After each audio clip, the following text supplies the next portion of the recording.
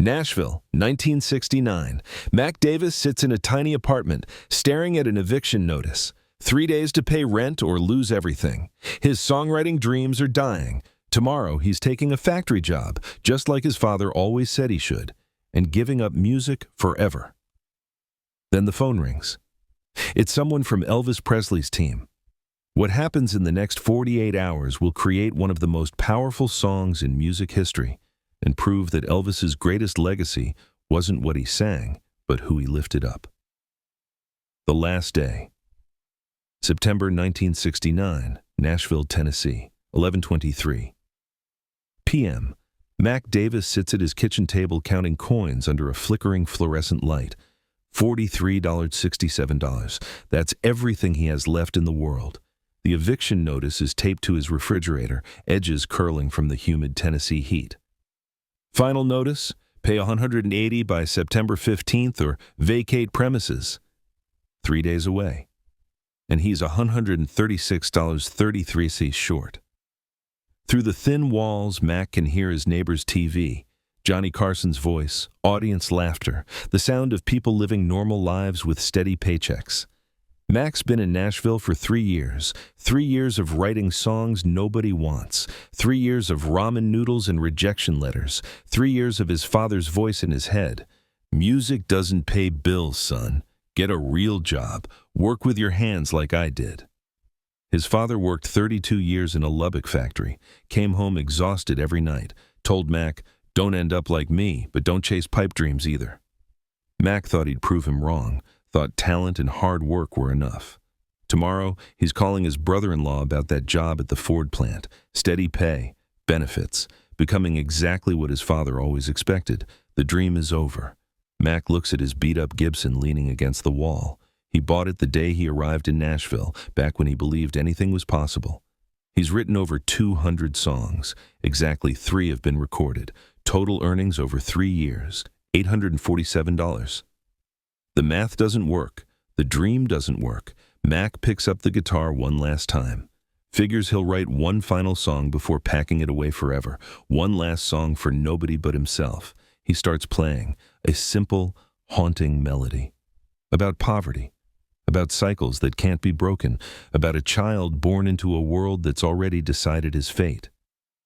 As the snow flies, on a cold and gray Chicago morning, a poor little baby child is born in the ghetto. The words pour out, raw, angry, sad, about kids nobody sees, about being invisible in a world that doesn't care. Mac finishes the song in 40 minutes, calls it The Vicious Circle. No. That's too on the nose. In the ghetto. He plays it once more. It's good, maybe the best thing he's ever written, and nobody will ever hear it. Mac sets down the guitar, stares at the eviction notice, then the phone rings. The call. Then Mac hears what Elvis really wants and realizes it's impossible. Is this Mac Davis? Yeah, who's this? Mac's voice is flat, probably another bill collector. This is Freddie Beanstalk. I work with Elvis Presley. Mac's mind goes blank. Elvis Presley, the king, the biggest star in the world. We received a demo tape you sent 6 months ago, a song called A Little Less Conversation. Elvis heard it yesterday. He wants to meet you. 6 months ago. Mac had almost forgotten sending that tape. Got no response. Assumed it went straight to the trash like everything else he'd sent to major artists. He wants to meet me? Tomorrow night, Graceland. Can you be in Memphis by 8 p.m.? Mac looks at the 4367 on the table. Memphis is 200 miles away. He doesn't have money for gas. I'll be there, Mac says. He hangs up, stares at the wall for a full minute. Then he does something desperate. He takes his guitar, his only guitar, to the 24-hour pawn shop on Charlotte Avenue, gets $65 for it, uses $25 to fill his gas tank, keeps the rest for food and gas back. Mac Davis drives to Memphis at 2 a.m. without a guitar, heading to meet Elvis Presley, not knowing if this is his last chance or just another dead end. The meeting at Graceland. Mac arrives at Graceland at 7:52 p.m. The gates are lit up against the September darkness. Security checks his name. The gates open. He drives through, hands trembling on the steering wheel of his beat-up '64 Chevy. Elvis meets him at the door. Not a handler, not an assistant. Elvis himself. But this isn't the polished jumpsuit Elvis from TV specials. This is Elvis in worn jeans and a slightly wrinkled button-down shirt, hair a bit messy, looking tired but genuinely warm. "Mac Davis?" "Yes, sir, Mr. Presley." Elvis smiles. "Call me Elvis. Come on in. You hungry?" They end up in Elvis's kitchen. Elvis makes sandwiches, ham and cheese, simple, nothing fancy, while Mac sits at the table trying to process that he's in Elvis Presley's kitchen at 8 p.m. on a Tuesday.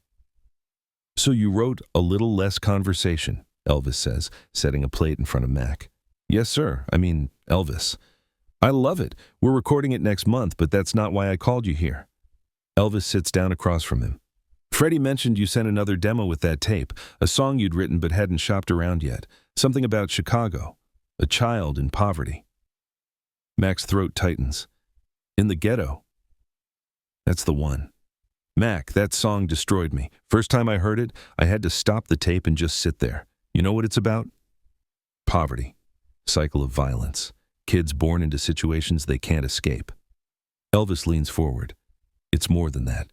It's about being invisible. That kid in the ghetto, nobody sees him as a person, just a statistic, just another problem. But your song sees him. Makes people see him. That's what music should do, Mac." Mac doesn't know what to say. "I want to record it," Elvis continues, "but I need to know, why'd you write it?" Mac swallows hard. "Because I've been invisible my whole life. Maybe not ghetto poor, but invisible in every other way. And I'm tired of it. I'm tired of being the songwriter nobody hears, the dreamer nobody believes in. Tomorrow I was going to quit, take a factory job, become another invisible person." Elvis nods slowly. "I understand that more than you know." Then Elvis says something that changes everything. "How much do you need, Mac?" "Excuse me?" "To keep writing, to stay in Nashville, to not give up. How much do you need?" Mac stares at Elvis. "How did you—" "I can see it. The desperation, the fear. I've seen it before. Hell, I've felt it before. Before my first break, I was exactly where you are.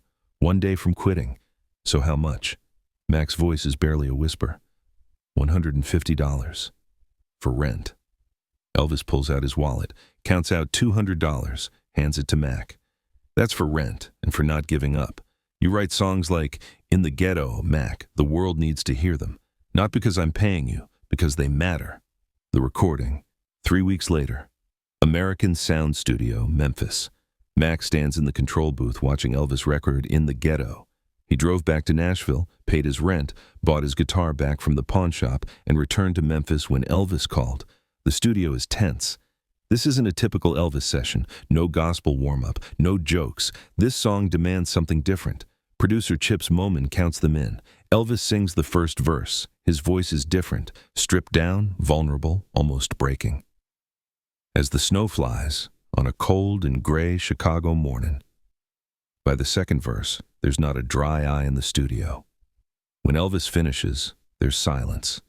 Then someone starts clapping. Then everyone. Elvis looks up at the booth, makes eye contact with Mac, nods. That's the take. The other songwriter. At Graceland, Elvis does something that breaks every industry rule. Later that night, back at Graceland, Elvis pulls Mac aside. "There's someone I want you to meet." A man in his early 30s stands in the den, looking as nervous as Mac felt 3 weeks ago. Thin, tired, hopeful. "Mac Davis, this is Mark James. Mark, Mac?" They shake hands. "Mark wrote a song I'm recording tomorrow," Elvis says. "It's called Suspicious Minds. Mark, tell Mac your story." Mark looks uncomfortable. "I wrote Suspicious Minds 2 years ago, recorded it myself. It went nowhere. I've been broke ever since, working part-time at a music store. Was about to move back to Houston. Then Elvis's people called last week." Mac sees himself in Mark's eyes, desperation. The last chance hope. "You know what these two have in common?" Elvis asks, looking between them. "They both wrote songs that should have made them stars, but nobody was listening. Nobody gave them a shot." Elvis sits down. "The music industry is broken. Suits in New York decide what gets played based on what's safe. But safe doesn't change anything. In the Ghetto isn't safe. Suspicious Minds isn't safe. They're real, and real scares people. So here's what I do, Elvis continues. I find songwriters nobody's listening to. I record their songs. I give them a platform, not because I'm a saint, because they deserve it, because talent is everywhere. Opportunity isn't. Over the next 2 days, Mac watches Elvis record both songs. In the Ghetto, with its stark social commentary. Suspicious Minds, with its paranoid desperation about love and trust. Both songs are from struggling songwriters Elvis believed in when nobody else did. What changed? The song changes everything, but Elvis isn't done helping songwriters. In the Ghetto and is released in April 1969. It reaches number 3 on the Billboard Hot 100. Suspicious Minds follows in August. It becomes Elvis's first number 1 hit in 7 years. Mac Davis, who had $43.67 4 months earlier, suddenly has a massive hit. Mark James, who is moving back to Houston, has his first number 1. But Elvis doesn't stop there. He introduces Mac to other artists, recommends him to producers, vouches for his talent.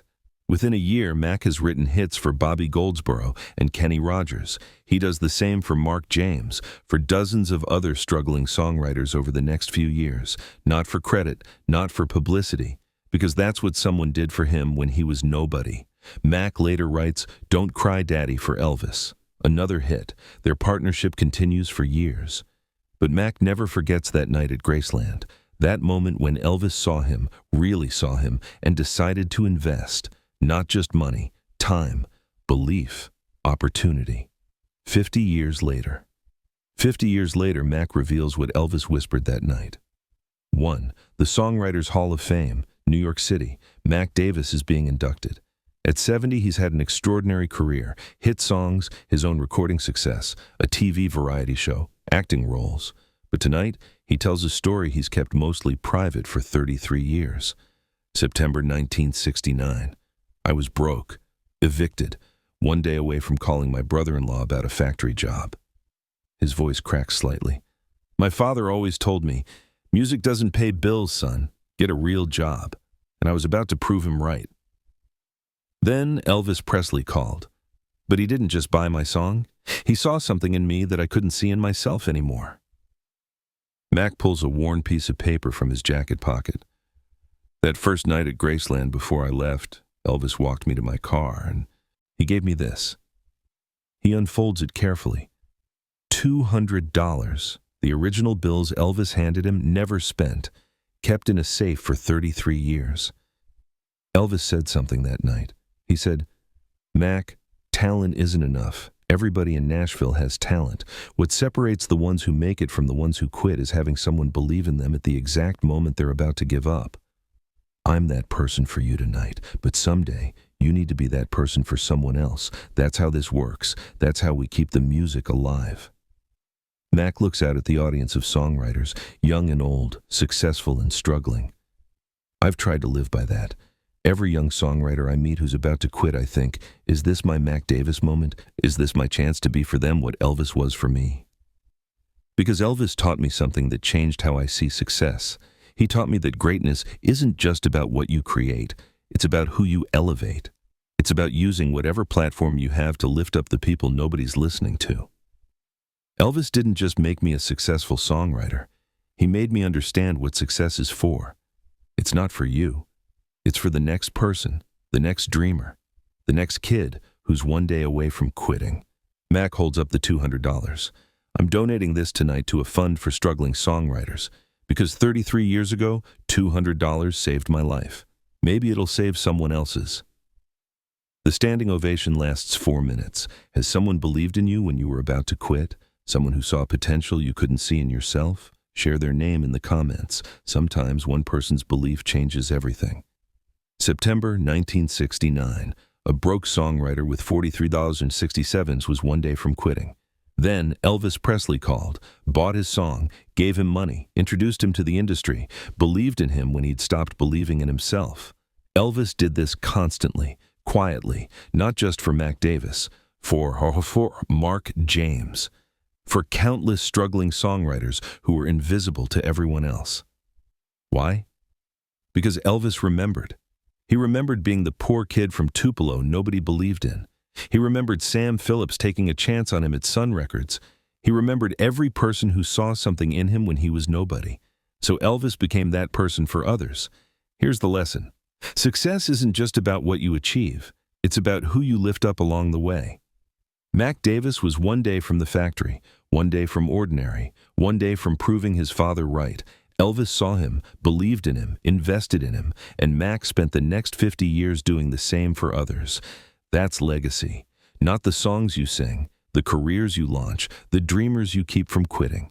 If you've made it, if you're successful in any way, ask yourself, who's my Mac Davis? Who's the struggling artist, writer, creator who needs someone to believe in them right now?